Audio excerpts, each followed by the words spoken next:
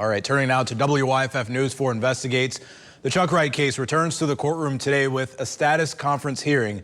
Wright, as you may remember, resigned in May of last year after taking a leave of absence in April. In October, the former sheriff pled guilty to 3 federal charges for conspiracies to commit theft and wire fraud, as well as obtaining controlled substances through misrepresentation. Meanwhile, his 2 former employees, Lawson Watson and Amos Durham, also pled guilty to 1 federal charge each. Durham for conspiracy to commit theft and Watson for conspiracy to commit wire fraud. Our Caitlin Ashbaugh is live from the federal courthouse in Greenville. Caitlin, what can you tell us about today's hearing?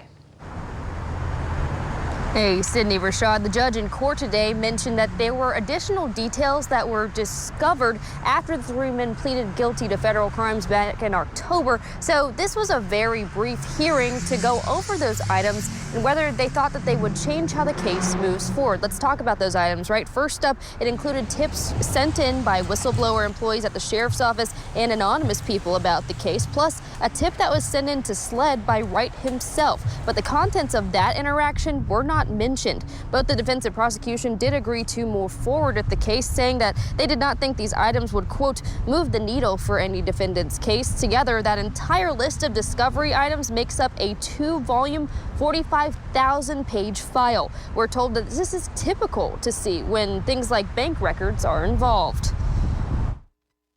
We realized that we had a problem and we wanted to go to court and get this done as quickly as possible.